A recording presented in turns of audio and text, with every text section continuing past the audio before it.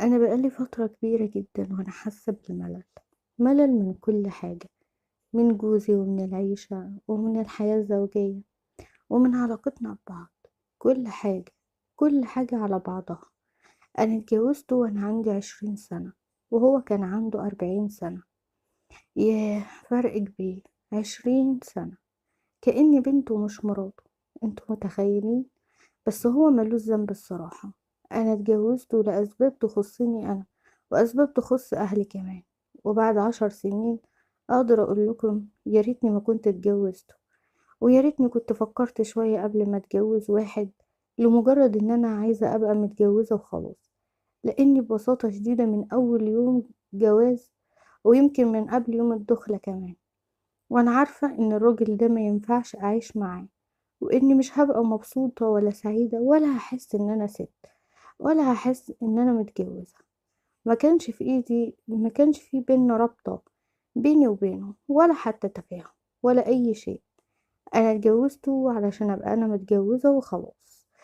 وأنا من أول يوم جواز برضو وأنا باخد حبوب منع الحمل، لأني ببساطة مش عايزة أخلف منه، مش عايزة أكون مربوطة بيه، ومش ده الراجل اللي أنا عايزة أجيب منه عيل. فهمتوا ليه بقولكم لو الزمن رجع بيا مش هعمل في نفسي كده أبدا؟ ولو عايزين تعرفوا أنا ليه ما قررتش إن أنا أصلح غلطتي دي، وإن أنا ببساطة أتطلق منه، بكل بساطة لأن أبويا وأمي ماتوا، وما بقاش عندي أي مكان أروح فيه، ولا ليا أي متوى غير بيته هو. البيت اتباع بتاع أبويا وأمي ومليش مكان غيره. علشان كده كنت بسمع كلامه في أي حاجة وفي كل حاجة، وكنت ماشية دنيتي وعايشة كده وخلاص. حياة من غير طعم ومن غير إحساس ومن غير أي حاجة حلوة. وتقريبا كده هو كان حاسس بنقص وهو معايا، عارف ان انا اتجوزت وانا عيلة صغيرة وهو اكبر مني.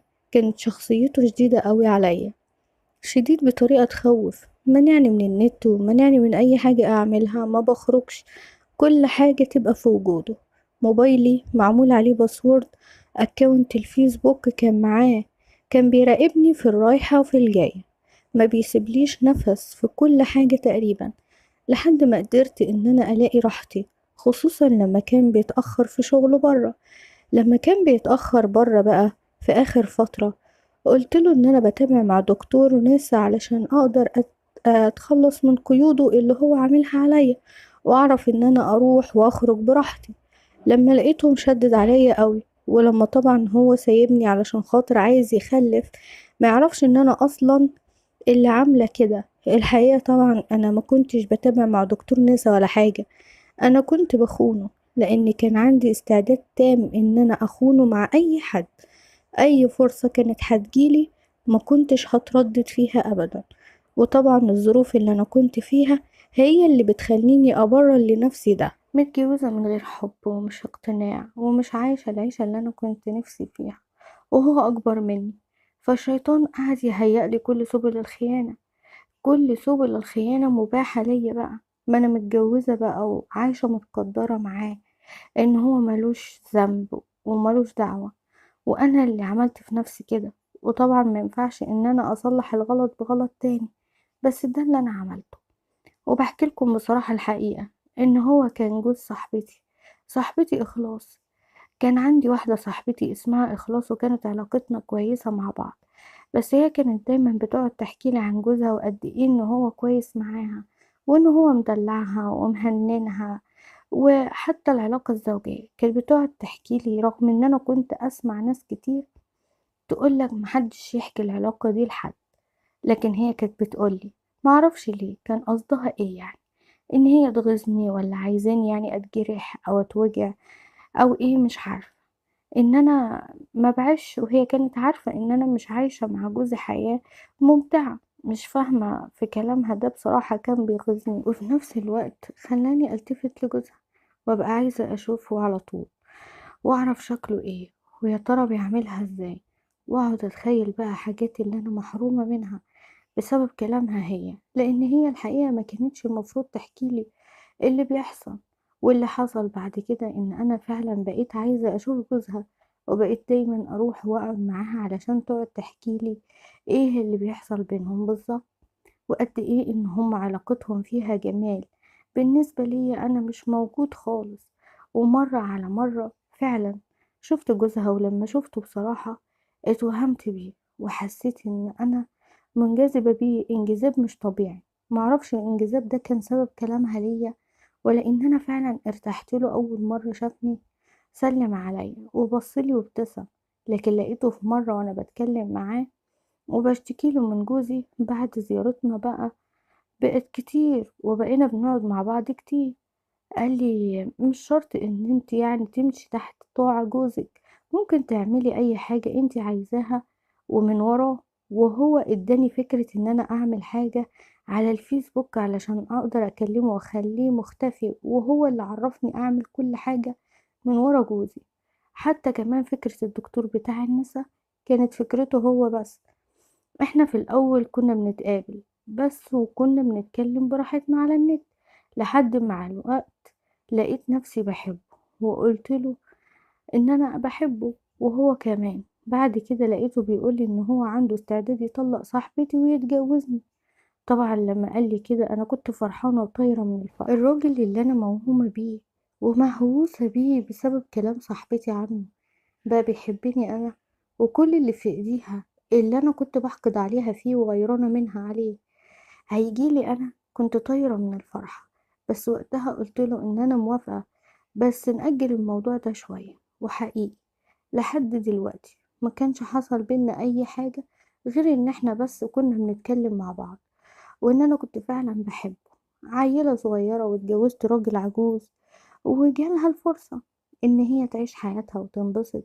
وان انا بصراحة انجرفت في الطريق ده ومشيت وراه، وما بقتش افكر في اي حاجة، ولا في جوزي ولا في الحرام والحلال ولا في ربنا. ولا فكرت ابدا ان انا هعمل ايه وايه اللي هيحصل، وان انا بعمل حاجة كبيرة زي دي او هتبقى النهاية عاملة ازاي. الشيطان دايما كان بيرسم لي النهاية هتبقى حلوة وجميلة. كنت دايما اتخيل نفسي وانا عايشة بقى معاه وموجودين مع بعض في بيت واحد وبس. عمري ما جه في بالي ان انا ممكن حاجة تحصل وحشة ليا او ليه، او نتأذي بأي شكل من الاشكال.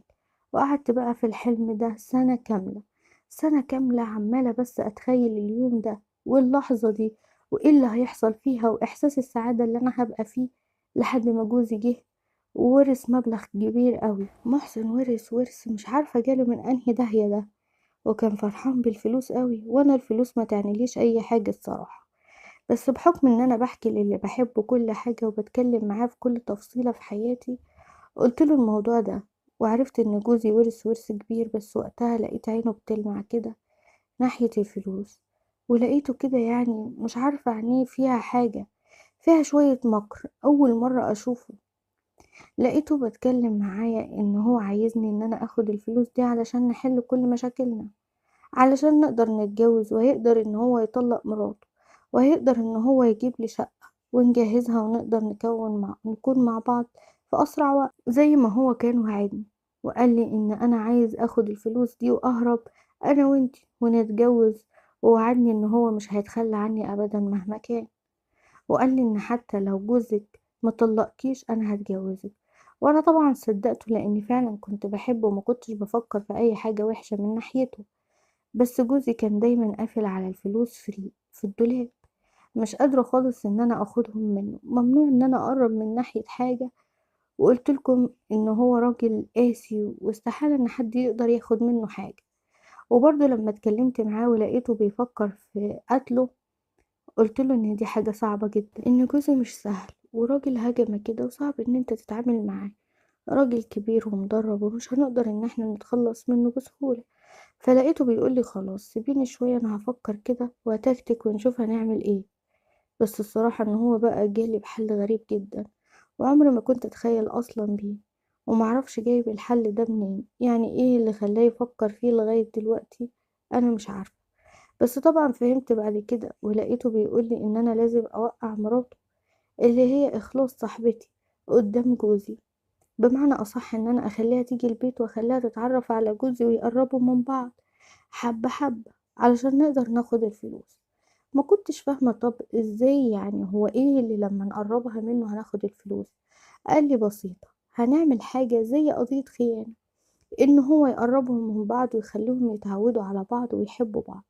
ولما يتوعد إن هما يتقابلوا هو يجي ويهدد جوزي وياخد منه الفلوس ويمشوا. طبعا القصة بالنسبة لي والحل كان غريب جدا، بس أنا كنت بحبه وإن أنا خلاص مهووسة بالراجل ده، والشيطان مزين لي كل حاجة معاه، وعندي استعداد إن أنا أعمل أي حاجة علشان. وافقت وطوعته وحسيت فعلا إن دي كان ممكن حاجة يعني تخلينا نقدر ناخد الفلوس ونقدر بقى نعيش مع بعض ونتجوز. طبعا هو قعد يحمسني ويقول لي خلينا بقى نتجوز، خلينا نهرب من المكان ده كله، خلينا ناخد الفلوس اللي احنا محتاجينها علشان نبدأ حياتنا. فأنا طوعته وبدأت فعلا أنفذ خطته وعملت اللي هو قال لي عليه. كان قايل لي إن أنا أتعارك معاه كل شوية وأجيب صاحبتي علشان تصالحنا، وإن أنا فعلا عملت كده، وكنت كل شوية أتعارك مع جوزي على أي سبب من الأسباب، رغم إن أنا كنت بترعب منه وما كنتش برضه أزعله بسبب كده، إن أنا بخاف منه أوي، بخاف إن هو يعمل فيا حاجة. بس كنت بتعارك معاه كل يوم وأتصل عليها وأخليها تيجي علشان تصالحنا، وهي فعلا كانت بتعمل كده، كانت بتيجي جري علشان خاطري وعلشان خاطر تصالحنا أنا وهو. وكنت بسيبهم هما الاتنين قاعدين مع بعض، وكنت بدخل أعمل أي حاجة جوه علشان الكلام بينهم يطول، واسيبهم يقعدوا يتكلموا كتير قوي ومحضرش معاهم القعدة ولا الكلام، رغم ان الموضوع بتبقى مشكلة بيني وبينه. جوز صاحبتي ده كان مفهمني ان هو لما خلاص هتيجي تمشي هيرشلها برفان ويخليها تهتم بنفسها، يعني عادي من غير ما تبقى فاهمة حاجة، وهي فعلا كانت بتيجي على سنجة 10. بس انا كنت بسيبهم يقعدوا مع بعض ومعرفش ايه اللي بيحصل بصراحة.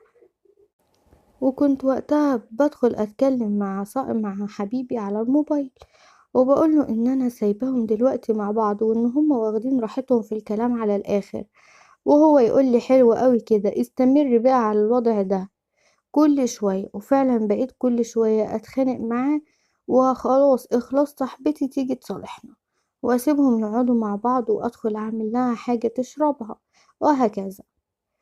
وانا بصراحة مش عارفة هي صاحبتي ازاي هتبص لجوزي، لان جوزي ما يتبصلوش غير وهو معاه فلوس بس، لكن كراجل فهو كبير وكبير قوي يعني، يعني راجل اللي هو يتحب وكده، فلا اكيد جوزها احلى.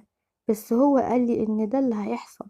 وفعلا بعدها بكام يوم اكتشفت ان صاحبتي بتكلم جوزي على الموبايل، ولما سألته هي بتكلمك ليه، قال لي بتكلمني علشان تحنن قلبي عليك يا اختي. وهي كمان كانت بتتصل بيا على طول علشان تطمن عليا منه. ومعرفش ازاي بقى وقتها حسيت فعلا ان الخطة بتاعتنا ماشية زي ما هو قايل لي بالظبط. وجي بعدها حبة كمان لقيته بيفاجئني وبيقولي ان هو لقى في رسائل خاصة بين جوزي وصاحبتي على التليفون بتاعها، وقال لي ان هو بيراقبها وان الخطة بتاعتنا فعلا ماشية مظبوط، وان الكلام ما بيقتصرش بس على ان هي بتحنن قلبه عليا ولا ان هي بتسأل عليا. قال لي لا، ده بقى فيه ود بينهم جامد، وان مع الوقت الموضوع فعلا ممكن يوصل للي احنا مستنيينه واللي احنا عايزينه. وفعلا بالوقت كانوا بيقربوا من بعض اكتر، وانا كنت ببقى حاسة عكس كل الستات في الدنيا. كل ما كنت بحس ان جوزي بيخوني معاها كل ما كنت بفرح اكتر، لان بالنسبة لي الموضوع ده هو اللي هيوصلني للشخص اللي انا بحبه. لحد ما جه يوم من الايام ولقيت حبيبي بيكلمني وبيقولي ان مراته اتفقت ان هي هتقابل جوزي في الشقة الليلة، وان هو بيفكر يوديني في حتة اليوم. ولان انا طبعا ابويا وامي ميتين فقال لها ان هو هيخليني اروح عند حد من اخواتي او اخواته، وهو كمان المهم ان هو هيختار لي مشوار اليوم ده علشان ما اكونش موجودة في البيت. وقال لي ان هو لما يقولك ويعرض عليكي ده امشي. بالعكس طلب مني طبعا ان انا اسهل خروجي من البيت، وطبعا انا عملت كده وفعلا مشيت زي ما هو قالي.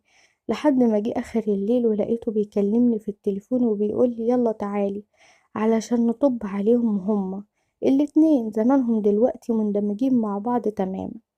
وقابلته فعلا في الشارع ولقيته جايب معاه واحد صاحبه اليوم ده، كان معاه سلاح علشان نقدر ان احنا نطب عليهم. وفعلا عملنا كده ودخلنا الشقة عليهم. طبعا مثلت ان انا مصدومة بقى فيه وان ازاي هو بيخون، وعملت نفسي ان انا بقى زعلانة ومنهارة، وفضلت اصوت واعيط واشتم والعن واقول لها انت يا صاحبة عمري، انت تعملي فيا كده. طبعا انا كنت مندمجة جدا، ورغم ان انا اللي عملت معاها كده، بس حبيبي في وسط كل ده ما اتكلمش خالص، كان باصص بس بذهول كده، كانت عينيه على إخلاص من غير ما يتكلم وهو مذهول. وطبعا بعد كده ثبتوه بالسلاح، وقال لجوزي يفتح الدولاب علشان ياخد الفلوس في وسط كل ده. أصلا ومن أول ما دخلنا كانت إخلاص تقريبا بهدومها ومفيش أي حاجة، بس أنا جوزي اللي كان قالع هدومه من فوق، والقعدة كانوا قاعدين قاعدة يعني قريبين من بعض، وكل ده كان بيتصور وبتسجل من لحظة ما دخلنا لحد ما ثبتوه وخلوه يفتح الدولاب. فعلا هو فتح الدولاب وسمع كلامهم، رغم ان انا كنت مفكرة ان جوزي ممكن يقاوم، يمكن الصدمة والموقف خلوه مش عارف يعمل ايه وكان مرتبك. وبس بعد ما خدوا الفلوس من الدولاب وخلاص قدروا يحطوا ايديهم عليها، لقيت خلاص بتبصلي وهي بتضحك، كانت بتضحك ضحكة غريبة اوي. انا لحظتها ما فهمتش معناها، وقبل ما ابصلها او اسألها انتي بتضحكي كده ليه، لقيت حبيبي او اللي قلت عليه حبيبي وقف وقال لي كلام غريب جدا، كلام صدمني وقتها، كلام بالنسبة لي اغرب من الخيال. الانسان ده كان شيطان، شيطان بكل معنى الكلمة. لما لقاني سهلة ويقدر ياخد غرضه مني بمنتهى البساطة والسهولة، كان ماشي معايا كده وخلاص، مش عشان بيحبني ولا حاجة. ولما عرف مني ان جوزي ورث مبلغ كبير، فكر ان هو ازاي ياخده ويتخلص مني تماما. وقتها جاتله الخطة بتاعته دي، وان هي ما كانتش اللي كان قايل لي عليها خالص. هو راح قال لي اخلاص ان انا بحبه، وان انا عايزة اتجوزه، وان انا برمي شباكي عليه، بس قال لها ان هو بيكرهني وبيحبها، وطبعا ان هو مش عايز يخونها معايا. وطبعا لما قال لها كده هي كرهتني وبقت متغاظة مني، وبقت كمان عايزة تنتقم مني. فهمها ان جوزي ورث فلوس كتيرة وان هو عايز يسرقها منه. وقتها بقى قال لها تغوي جوزي، والكلام اللي انا كنت بعمله ده كانت وسيلة علشان هو ينفذ، علشان خاطر يقعدها أصلا مع جوزي. وهي فعلا سمعت كلامه وقدر يسيطر عليها هي كمان ويخليها تعمل اللي هو عايزه. خلاها ان هي تروح تقعد مع جوزي، وقبل ان هي تقعد وتهزر وتضحك معاه وتحسسه ان هي عندها استعداد ان هي تعمل معاه علاقة، علشان طبعا يتحقق الهدف من ان هي تيجي فعلا وتقعد معاه، وهو يسربني وانا اسمع الكلام وامشي علشان اسيبهم مع بعض. وفعلا كل اللي هو كان رسمه اتعمل بالحرف الواحد. بس بقت الخطة بتاعته بقى ان هو هيكشفني قدام جوزي، وجوزي يقتلني ويتخلص مني، وهما يطلعوا فايزين بالفلوس وبكل حاجة، وهو ينتهي خالص الموضوع بالنسبة له. لحد هنا يعني أنا بالنسبة له كنت وسيلة للتسلية ووسيلة للضحك، مش أكتر، مش أكتر من كده. طبعا أنا ذهلت واتصدمت من الكلام، والكلام جرحني ووجعني، وما بقتش عارفة هو ازاي أنا أصلا وثقت فيه وصدقت كل كلمة قالها لي، لأن هو في البداية فعلا ما جربش إن هو يعمل معايا أي حاجة إلا بعد فترة طويلة جدا. عمره ما لمسني في البداية، كان كلامنا كتير وقعدنا سنة بحالها، بس كان بيرسم وبيخطط على المدى البعيد، وكان بيستفاد مني بكل طريقة ممكنة. اتصدمت فيه صدمة عمري. بس طبعا كل ده في لحظات ما قدرتش أصلا أجمع نفسي وأنا واقفة مصدومة ومذهولة، وجوزي بيبصلي وهو عايز يقتلني، أصلا نظراته كلها شر وانتقام، ان انا ازاي انا اخونه. لقيتهم جبروني بالسلاح برضو ان انا اقلع هدومي واقف جنب جوزي ونتصور احنا الاتنين، لان الفيديوهات دي هتخلينا ما ننطقش، لان طبعا هيكون في تهديد ان هو حد فينا بس نطق بكلمة الفيديوهات دي هتتنشر، هتتنشر في كل حتة، رغم ان هم اصلا مرتبين ان الكلام ده لو جوزي عرفه ممكن فعلا ان هو يقتلني. بس كانوا مأمنين نفسهم من كل حاجة، بحيث ان انا لو ما متش خلاص معاهم الحاجة اللي هتسكتني انا وجوزي طول العمر. وقفت قدام جوزي بعد ما هما مشيوا وقلت له الموضوع كله، جه ازاي وفهمته احساسي من ناحيته من الاول. من اول يوم في الجواز حكيت له كل اللي انتم سمعتوه ده، بس طبعا باختصار. وفهمته ان انا من بداية جوازنا وان انا ما كنتش بحبه. عرفته كمان موضوع الحمل ان انا اللي كنت بعمل كده. فهمته كل حاجة، وقفت وفضفضت وقلت كل اللي جوايا مع جرح كمان وصدمتي من الراجل اللي أنا حبيته خلاني انهارت قدامه واتكلمت في كل حاجة بمنتهى الصراحة. ولحد هنا يا جماعة الكلام ده كان على لسان جوزي، لأن بعد كل اللي حصل ده رفع السماعة بتاعة التليفون واتكلم مع المباحث وبلغهم في جريمة قتل في المكان الفلاني وفي الشقة الفلانية، وقفل السكة وجاب سكينة وحطها على رقبة مراته. وفي لحظة الدنيا بالنسبة لها ضلمت وبقت عبارة عن جثة بجريمة قتل، خيانة زوجية، أو زي ما انت عايز تقول قول. بدايتها غلطتها كانت ايه؟ ان هي قررت ان هي تتجوز لمجرد الجواز من شخص مش شايفة ان هو مناسب ليها. وبعد كده الشيطان دخلها من قصة ان انتي مش عايشة مرتاحة وما انتيش مبسوطة واترميت مع راجل عجوز، رغم ان هي اللي عملته في نفسها كده. وكان ابسط حاجة ان هي تقدر تعملها فعلا ان هي كانت تطلب الطلاق، حتى لو ما كانتش امها وابوها عايشين، وحتى لو هترجع تقعد في شقة صغيرة لوحدها، او حتى هتقعد مع حد، اكيد كان افضل بكتير من اللي هي عملته ده، من اللي هي مشيت فيه. ده غير بقى الاختلاط اللي بيحصل من الستات اللي بتقعد تحكي لصاحبتها عن تفاصيلها الزوجية، وملهمش ان هم يعرفوا انت ليه تخلي حد يبص لجوزك او يركز معاه. افرضي واحدة جوزها مش زي جوزك، هتفضل تتابع معاكي بقى الموضوع. ممكن انتي تزيني جوزك في عين واحدة وانتي مش قاصدة، زي ما حصل كده في صاحبة القصة دي. ما كانش ليها اصلا ان هي تتكلم، حتى لو كانت بتحكي بنية سليمة وان هي مش قصدها ان هي تغيظ صاحبتها ولا اي حاجة من دي كلها. ده غلط، دي بتبقى اسرار وما ينفعش ان هي تحكيها، ولا هي كتير ولا هي قليلة ولا متدلعة أو مش متدلعة. المفروض إن هي ما تحكيش من الأصل. تقريبا دول أكتر درسين في القصة أنا حسيتهم، إن الزنا حرام وكل ده، بس ممكن الجزائين دول ما يكونوش يعني بياخدوا وضع كبير، إن دي حاجة غلط أو ما ينفعش تتعامل، مع إن هما فعلا ممكن يودوك لنفس الطريق اللي هو الغلط، ان انتي تعملي حاجة غلط شبه الزنا او الحاجات التانية اللي احنا بنتكلم فيها دي. فتعالوا نبص الموضوع من البداية ان اللي بيحصل، فخليكي تفكري في الجزئية دي، ان يسهلها عليكي او يخليكي تقتنعي ان دي مبررات ان انت تعملي الحاجات دي بس كده. ودي كانت قصتنا النهاردة. بتمنى من كل قلبي قصة النهاردة تكون عجبتكم وتكونوا استفدتوا منها. ولو كملتوا معايا القصة لحد هنا ما تنسوش تشتركوا في القناة وتفعلوا زر الجرس علشان يوصلكم مني كل جديد طبعا. ومهم جدا عندي ان انت تقول رأيك تحت في التعليقات.